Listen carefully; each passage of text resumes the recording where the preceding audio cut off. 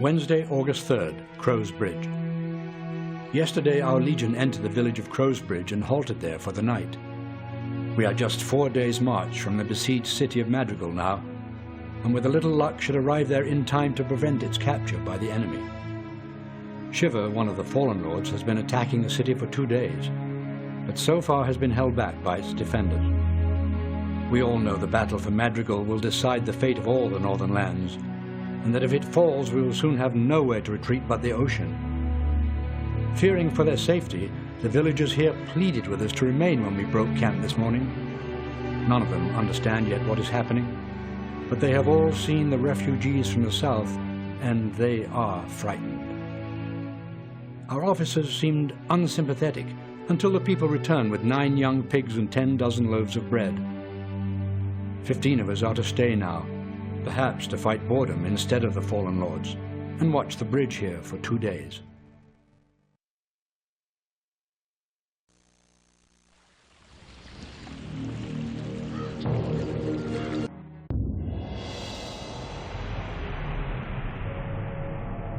Tuesday, August 5th, King's Highway. Having turned back the attack on Crow's Bridge, we headed south to rejoin the Legion in another small town called Otterferry. On our way we met a force of our own men hurrying in the opposite direction, who gave us ill news. The vanguard of our army, 20,000 men, has been camped near Otterferry for 2 days now. The mayor of that village must have guessed our plan to cross the Scamander River behind the main enemy force, and to attack them by surprise. Perhaps in the cowardly hope that he would be spared when the Dark sacked Madrigal, the mayor intends to betray us to the enemy. A quick death will be too good for him, but we will have time for nothing else. One of the locals knows of the clearing where the mayor arranged his meeting with the Dark, and will lead us there.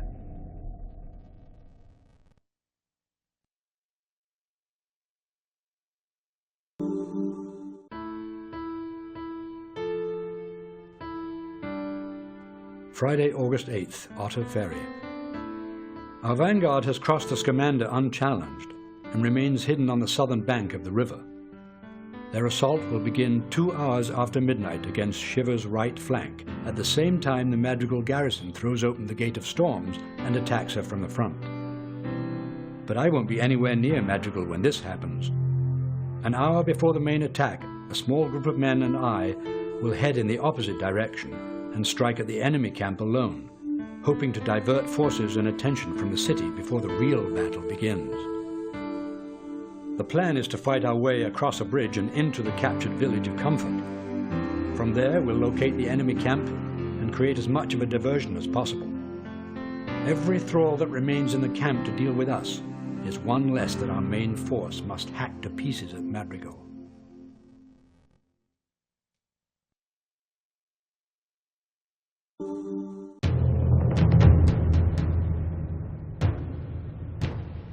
Monday, September 15th, outskirts of Tyr.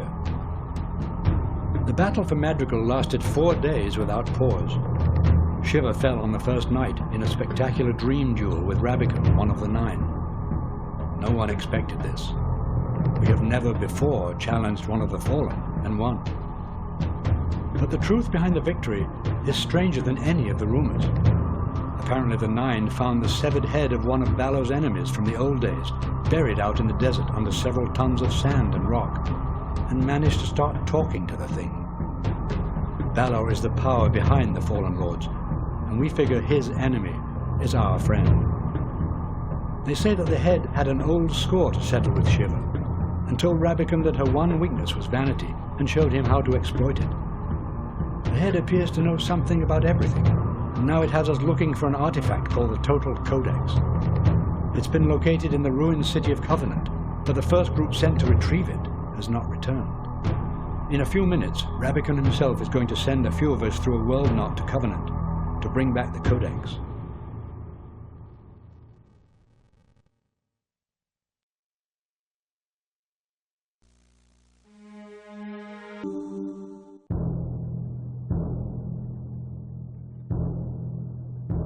Monday, September 15th, Shepherd's Gate, Covenant. The Watcher has entered Covenant from the north, and his tireless undead are raping the old city a second time, tearing down what few structures stand in their way, and choking the sky with dust and smoke. That he wants the book which now rests at the bottom of my pack is clear. Against my better judgment, I opened the Codex last night to a random page and read about the life of a man not yet born, who would resurrect the Macridia and visit horrors on the world without equal in history or myth. I believed every word. I have resolved to destroy the thing before allowing it to become an instrument of the dark. Moriak is on his feet now, talking to the men. We met him and a few other survivors of the first expedition hiding in a collapsed cellar a few 100 feet away from the outer wall, and joined them for a brief rest until dawn. Moriak was Prince Regent here during King Ulrich's adolescence, and knows of an underground tunnel just outside the city which leads to Shoal, a village 4 miles away down the coast. The king's family used it to escape Covenant when Soulblighter leveled the city 12 years ago. And today we hope it will help us elude the Watcher.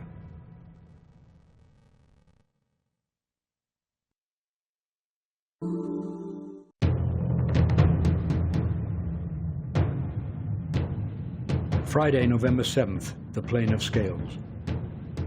We were 2 days in that tunnel out of Covenant, the Watcher crossing above us every few hours, shaking the ground in his fury, and twice nearly burying us alive. Sometime on the second day, the tremors grew less distinct, and we were relieved to find nothing but rats and mosquitoes waiting for us when we reached Shoal. Not wishing to return west, we headed down the coast toward the old city of Scales, where we met Maeldon's southern garrison and turned over the Codex. We learned there that by coincidence the combined armies of the North are only 4 days behind us, heading for the mountains to stop the Deceiver, another of the Fallen Lords, from crossing the Cloud Spine before winter. But we can't wait for them. There is a world knot west of the Cloud Spine, and the head insists that the enemy has learned to travel through the knots. If we don't destroy this portal, we might hold the mountains only to be outflanked by forces emerging from the knot behind us. 8 Dwarven irregulars and every man in Scales from the Legion have volunteered for the mission.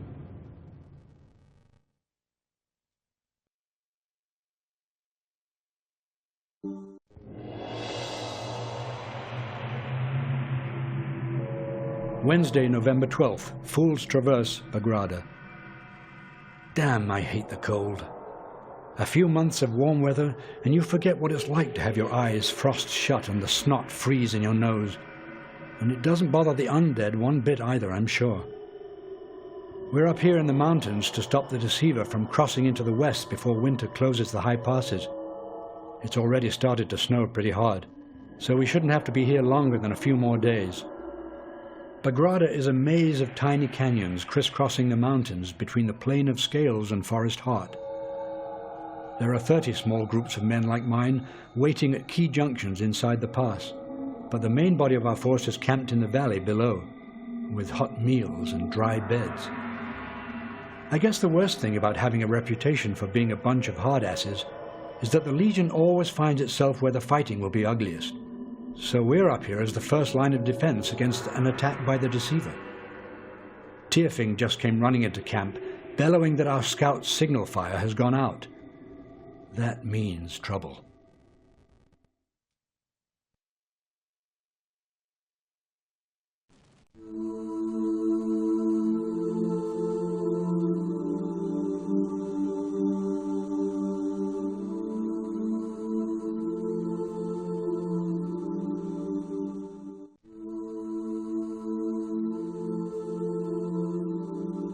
Friday, November 14th, Devil's Overlook, Bagrada.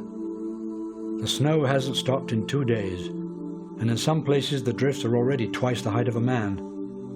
Even the Fallen will have to wait until spring before they try to cross the mountains here again. But not all of the enemy retired ahead of the snow. For the last 2 hours we've watched a column of 100 soulless, separated from their masters and obviously lost, wandering the canyons below. The dwarves are running about like delirious children. It should be a spectacular ambush. Rabicon has held 7 gates, and the snow has begun there as well. We have done the unthinkable. We have pushed the Fallen back to the mountains.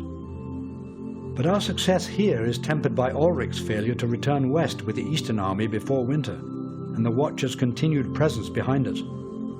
It's not going to be an easy winter.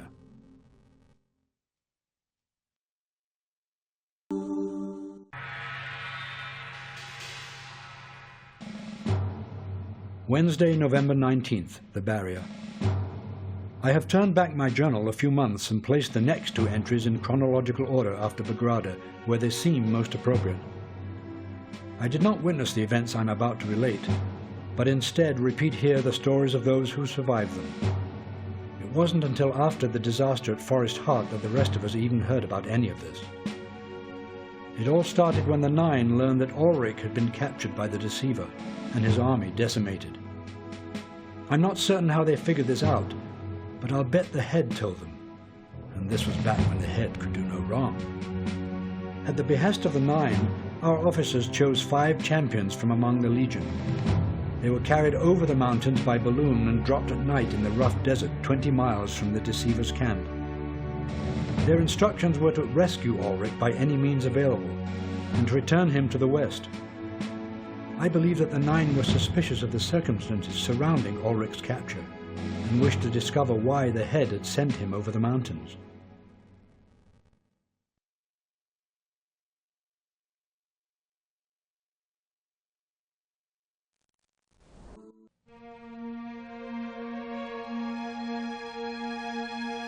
Wednesday, November 19th, the Barrier.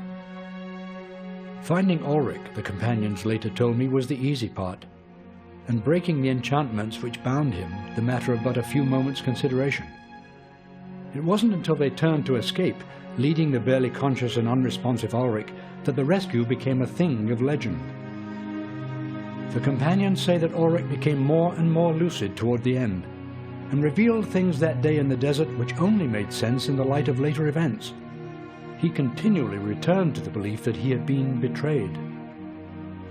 Ulrich babbled about a suit of armor so powerful that its wearer was invulnerable to attack and tireless in battle. He claimed that it was buried somewhere in the eastern desert, and that he had been sent by the Head to retrieve it. They say Ulrich talked about the Head often, ridiculing the Nine's belief that it was one of the Avatara of Connaught. Connaught was the great hero of the Wind Age, who drove the evil Moagim from the earth, and the Head claims to have been one of Connaught's closest advisors during this time. Once Ulrich even spoke of the Head's defeat by Balor, where it lost its body. But I've begun to wonder how one of the Avatara of the Wind Age outlived Connaught himself by hundreds of years to fight Balor in a battle long before the West had even heard of the Fallen Lords. I have been unable to reconcile this with what I know of history.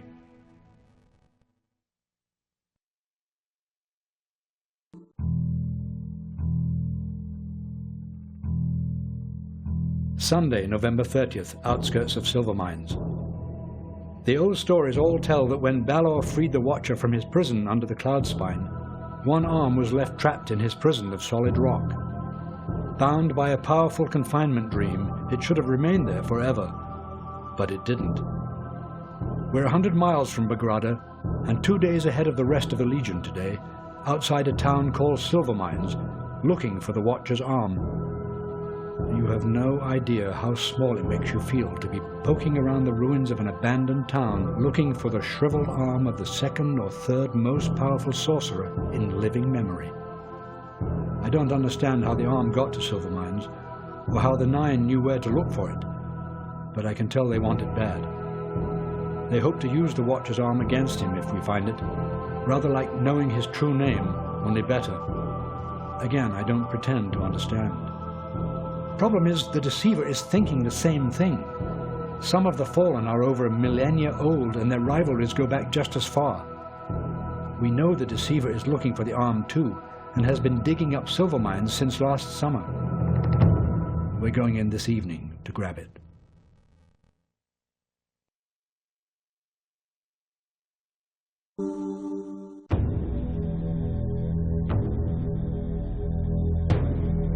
Sunday, November 30th, foothills of the Cloudspine. The enormous volcano overlooking Seven Gates is erupting for the first time in 10 centuries. The tremors started late yesterday, and since midnight there has been a constant rain of hot ash and fire. Even here, 30 miles away, it already feels like summer. As if the mountain's fury were an ill omen, Rabican was encircled and crushed by the Watcher, who attacked by surprise from the west. The survivors of the battle who have reached us speak of ribbons of fire tearing flesh from bone, and thick clouds of poison which rotted whole formations of men to pieces in moments. Our wizards were powerless to stop the carnage. They also say that the Pass of Seven Gates has become a raging river, fed by snow melting as the volcano heats the earth around it. The defenders who remained in the pass are surely drowned, and in a few days, when the water is gone, the pass will be open again and undefended. But none of this concerns us. What remains of the Silvermines garrison is less than 10 minutes behind us now, determined to claim the Arm. We are all too exhausted to continue running, and our scouts have chosen a hill up ahead where we can make a stand. I've heard there are a number of our own men among those pursuing us, turned to the dark by the Deceiver. None of us look forward to meeting them in battle.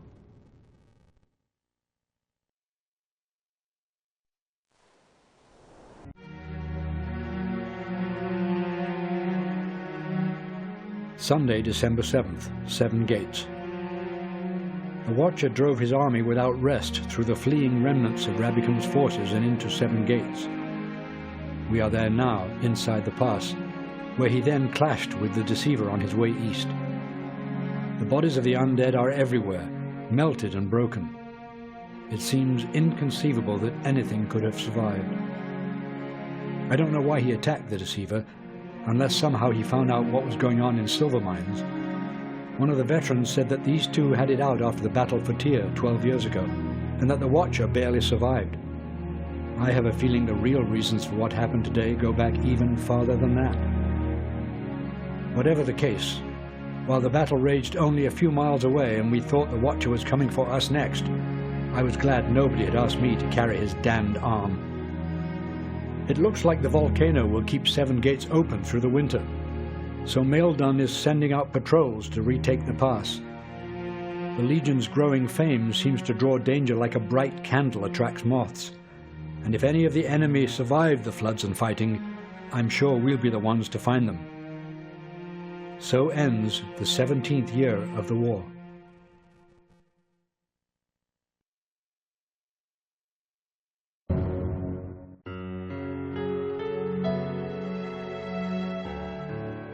Tuesday, May 19th, the edge of Forest Heart.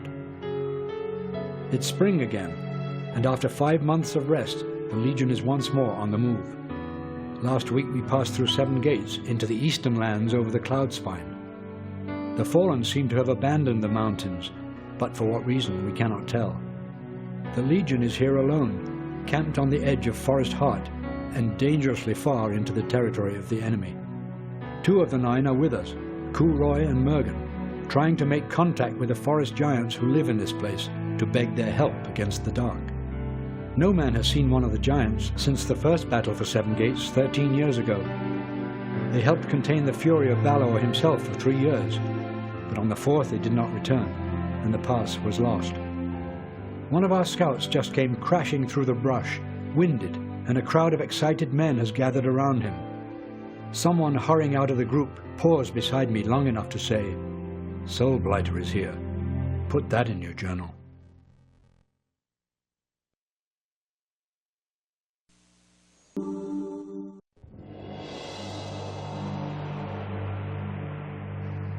Date unknown, inside the Tain. I do not understand what has happened. Falling back before 2 Myrmidons in Forest Heart, I was enveloped by a greenish haze which tore me from the earth. Now I find myself here, in a vast underground cavern with many of my comrades. We have been unable to find any way to the surface.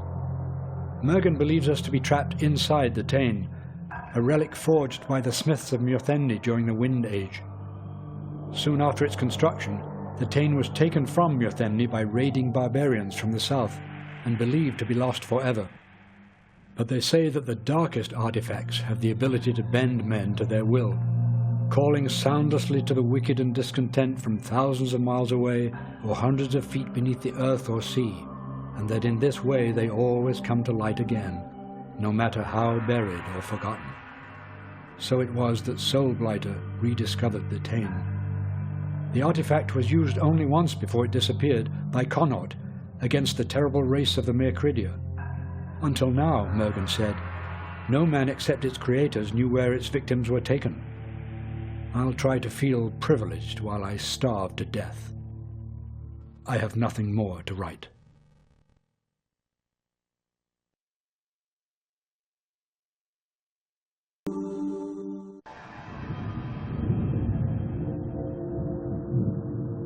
Date unknown, inside the Tain. Tradition tells us almost nothing of the Mercridia, save for the horrible skull platforms they would build from the severed heads of their enemies.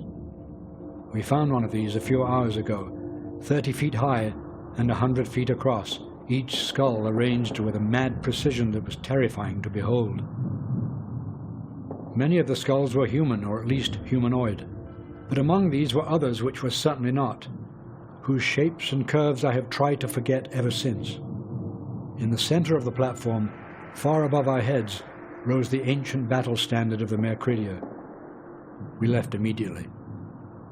Mergen believes that we are close to finding a back door, a secret exit from the Tain, added by its creators so they could escape the thing if it were ever used against them.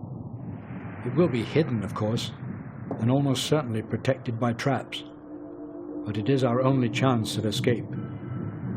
These caves are so vast that we've been able to locate less than 50 of the 4,000 men we suspect are imprisoned with us. Mergen hopes that he can release the others after we have escaped by destroying the Tain at the exit. I asked him if doing so would also set free everything which had ever been imprisoned in the Tain, but got no response.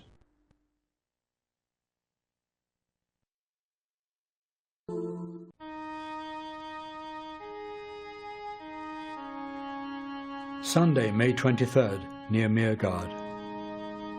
I think Soulblighter lost his nerve when the Tain shattered.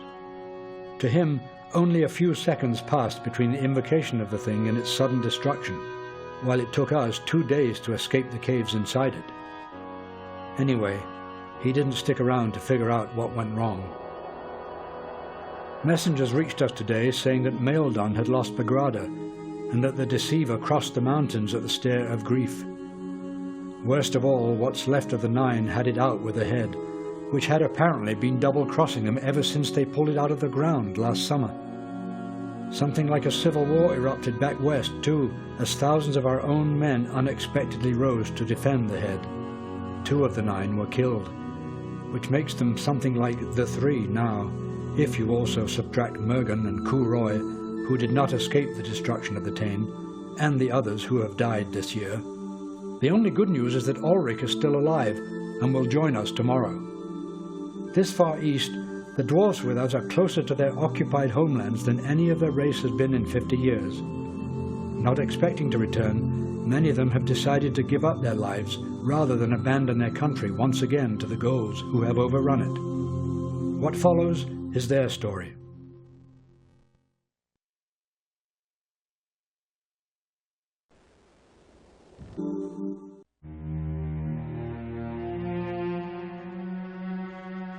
Monday, June 15th, the edge of the Dire Marsh.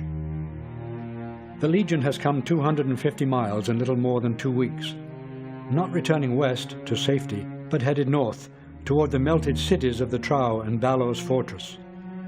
Back in Forest Heart, Ulrich convinced our officers that the west was lost, that our small force could contribute nothing to the hopeless battles that would soon be fought around Madrigal, Willow, and Tandem. These cities would fall, he said, and all their people would die whether we sacrificed ourselves or not. Then he told us what we could do instead. Ulrich was interrogated by Balor during his captivity, and he learned by chance that Balor had bound each of the fallen to himself to ensure their obedience to his will. The fallen draw their power through these links, and were Balor to be killed, they would all be powerless. The armies of the dark would collapse. So Balor must fall. But today we are only at the edge of the Dire Marsh, nearly 500 miles from his fortress, with the Watcher waiting in ambush ahead and Soulblighter shadowing us from behind, We have a long road before us. A few men and I are leaving the main column in a few moments to discover the fate of a scouting party which has not returned. None of us expect to find them alive, but we must recover an artifact carried by their leader, Griuman, lieutenant of archers.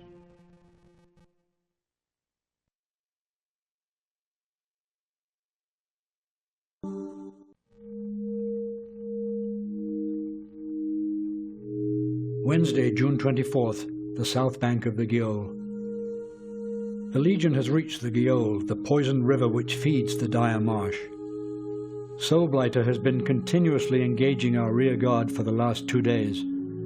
Between this and the Watcher's many ambushes along the way, it seems as if the two fallen are racing to see which can destroy us first. We will cross the river at midnight, but leave a number of men in ambush for Soulblighter when he tries to follow.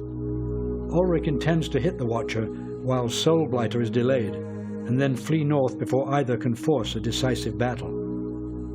Yesterday I saw Yu Shi, captain of archers, with a fist full of white arrows 5 feet long and tipped with fragments of bone. I lost track of who was carrying the Watcher's arm when we fled Silvermines, but I suspect it's turned up again. I was one of the men chosen to hold the Giolle against Soulblighter.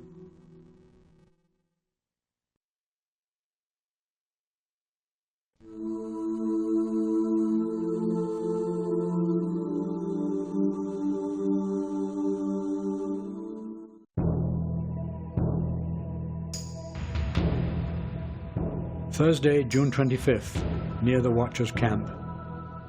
We retreated from the river into chaos. There was no time to write until the following day, when we finally left the swamp for drier ground in the north. We held Soulblighter at the Giolle long enough to let Ulrich spring his trap on the Watcher. Turned out I was right about those arrows. Ulrich had been working on them since we entered the marsh 2 weeks ago, and they were tipped with fragments of bone from the Watcher's arm. I sure wouldn't have wanted to get stuck with one, but apparently they turned the Watcher into stone, leaving him paralyzed and helpless. But he didn't die. 30 berserks chosen to accompany the archers tore through the enemy and piled the bodies of the dead at the Watcher's feet, but all were killed before they could deliver the final blow. Rather than leave such a dangerous enemy behind us to be rescued, 100 men have volunteered to return and smash him to fragments before help can arrive.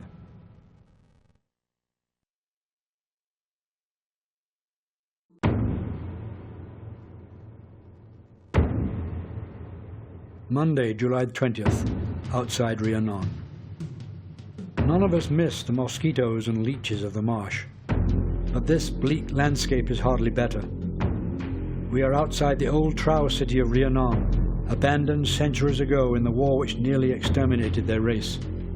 Each hour brings us closer to Balor's fortress, and almost certainly to the end of our own lives. After weeks of shadowing us, Soulblighter's army vanished after the battle on the Giolle. He's certain to show up again soon, but meanwhile it's given us a welcome rest from fighting. Ulrich has been busy again, hardly sleeping I'm told, planning for the coming battle. A single berserk reached us yesterday, after having come all the way over the mountains from the city of Willow, 1,400 miles away. He delivered to Ulrich a single package the size of a man's fist wrapped in rags, and refuses to talk with anyone about events in the west. A small group of us are going into the city ahead of the main force tomorrow to secure a bridge, which Ulrich fears the enemy would destroy if we attacked in force. Once it has been secured, the Legion will follow.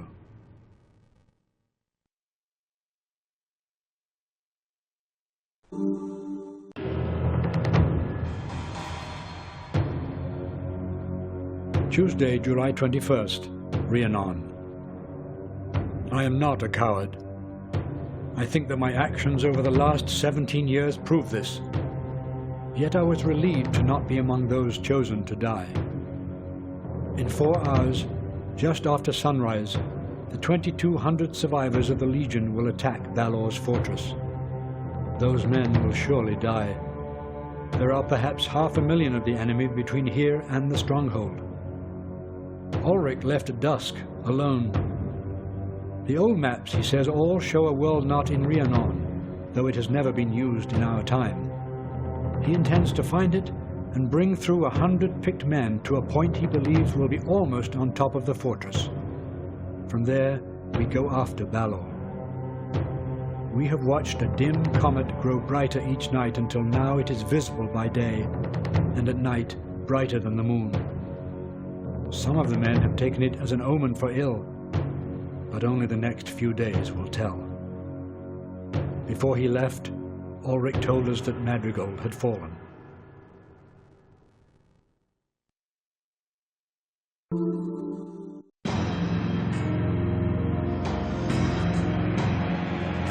Tuesday, July 21st, the fortress. Ulrich's plan is a mad one. One of the many strange things we found while trapped inside the Tain was the shredded battle standard of that long-dead race of evil creatures called the Mircridia. I thought that we had left it behind, but someone must have climbed that horrible pile of skulls and brought it out with them when we escaped. The Mircridia were the most vicious servants of the Dark in another time, now long past, and Balor himself imprisoned them within the Tain, or at least that's what Ulrich says. I'd always heard that the Mircridia were hunted to extinction by Connaught, the great hero of the Wind Age. Ulrich says Connaught and Balor are two different names for the same person. I think 4 months in the desert addled his mind. How could the greatest hero of the Wind Age, the king of Mjolnir during its golden age, become the greatest evil of our time?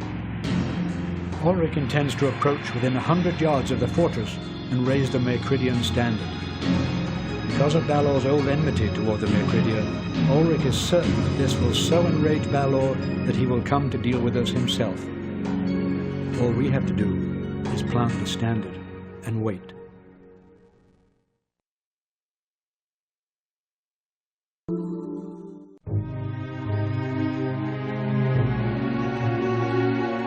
Tuesday, July 21st, the Great Devoid. Balor has been killed before, Ulrich told us after we raised the Mircridian standard, and each time it has only made him more powerful. Our best hope is to cut off his head and hurl it into the Great Devoid. Only in this way will the world be rid of him forever. As Balor approached, Ulrich drew from his robe one of the 5 Eblis stones, and for a few moments it made him an equal of Balor. I have no doubt that this is what was brought to him yesterday, though where it was found, or how Ulrich arranged for it to be delivered, I have no idea. I am only certain that he must have set this plan in motion months ago. There are fewer than 30 of us now, most of whom are men I've never seen before. The rest of the legion was sacrificed in front of the fortress to give us time to take Balor's head while Ulrich held him motionless. After writing these last lines, I will bury this manuscript so that it may survive even if we do not. After all the danger we have faced, it seems ridiculous to do that only now. I cannot see what could possibly stand between us and the Great Devoid, only a few thousand yards away.